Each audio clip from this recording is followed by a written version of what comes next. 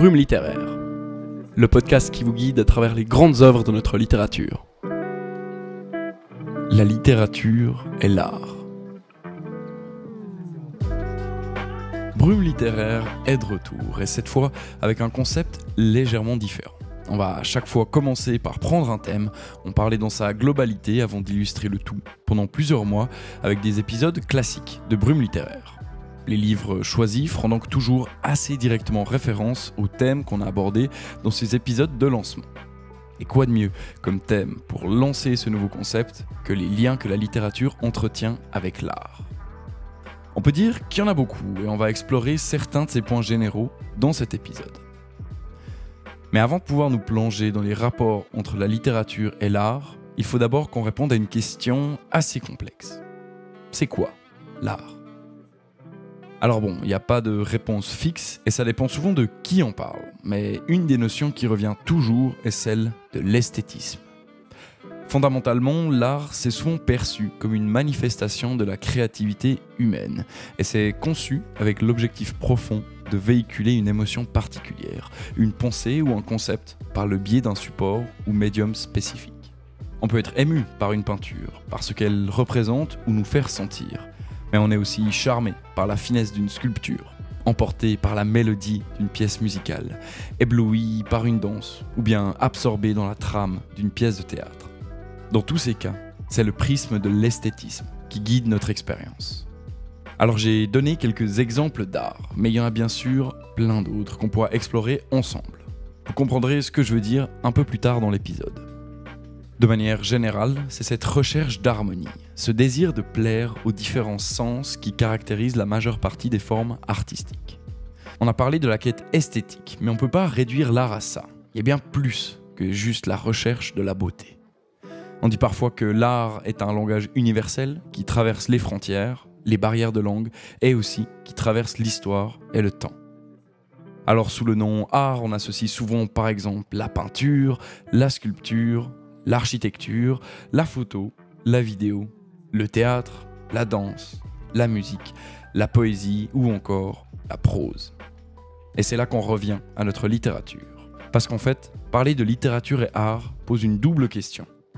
D'un côté, en quoi la littérature est un art, et de l'autre, comment les autres arts sont représentés dans les romans ou dans les poèmes. Pour la première question, la littérature comme art, il y a quelques points assez évidents. On a souvent cette quête esthétique dont on a déjà parlé, et puis les classiques, c'est vraiment la preuve que la littérature parvient à traverser le temps, et qu'elle continue à signifier même des centaines, voire des milliers d'années plus tard. C'est pour ça d'ailleurs qu'on continue de les lire. C'est vrai que contrairement à la musique, qu'on peut entendre quelle que soit notre langue ou notre culture, c'est plus dur à faire avec la littérature qui est accessible pour certains et certaines que grâce à des traductions. Mais le côté universel de la littérature vient plutôt des thèmes explorés, des descriptions profondément humaines qu'elle nous donne du monde et les clés qu'elle nous donne pour nous comprendre nous-mêmes. Maintenant, pour la représentation des autres arts dans la littérature. Eh bien, c'est pas les exemples qui manquent. Tous ces arts qu'on a décrits plus haut se retrouvent forcément au moins dans une œuvre. Tenez par exemple, dans Notre-Dame de Paris, il y a l'édifice incontournable de Paris, donc son architecture, qui est décrite avec précision. On peut aussi lire des histoires de peinture et de peintres, comme dans l'œuvre de Zola, ou encore le portrait de Dorian Gray. Et on a parfois aussi des livres qui parlent d'autres livres, comme par exemple Les Faux Monnayeurs d'André Gide, ou bien un roman plus contemporain, La plus secrète mémoire des hommes. Il y a aussi la musique dans Ulysse de James Joyce, Boris Vian, L'écume des jours, et puis aussi des sculptures, dans Pygmalion de Théophile Gautier. C'est bien sûr que certains exemples, il y en a bien d'autres. Et s'il y a un mot peut-être à retenir, c'est celui-ci. Ekphrasis. Alors ça paraît un petit peu barbare, mais c'est un mot grec qui veut tout simplement dire évocation ou description détaillée d'un objet ou d'une œuvre d'art, souvent intégrée dans un récit. C'est donc vraiment ça, cette ekphrasis qu'on va découvrir dans les prochains épisodes de Brume littéraire.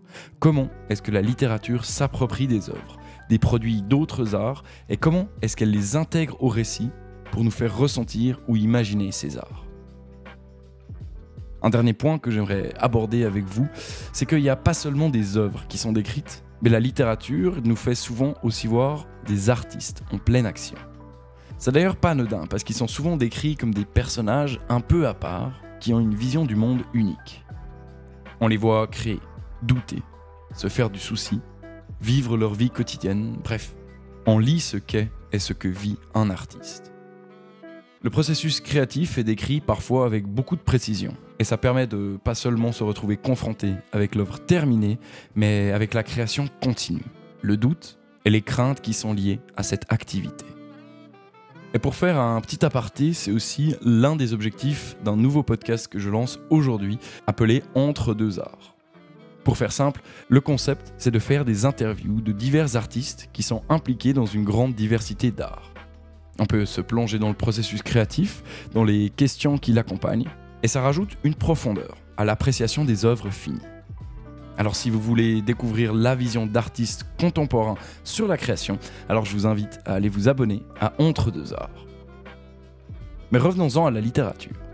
Elle permet donc de décrire l'art, de décrire la création et les créateurs, mais aussi de proposer une nouvelle vision des œuvres. On adopte souvent le point de vue subjectif d'un personnage et ça nous confronte à notre propre vision ou appréciation d'une œuvre. En superposant des subjectivités, on crée vraiment une profondeur et ça nous permet à nous, lecteurs, de nous positionner.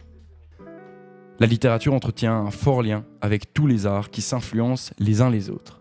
Et c'est ce que je vous propose de découvrir dans les prochains épisodes de Brume littéraire.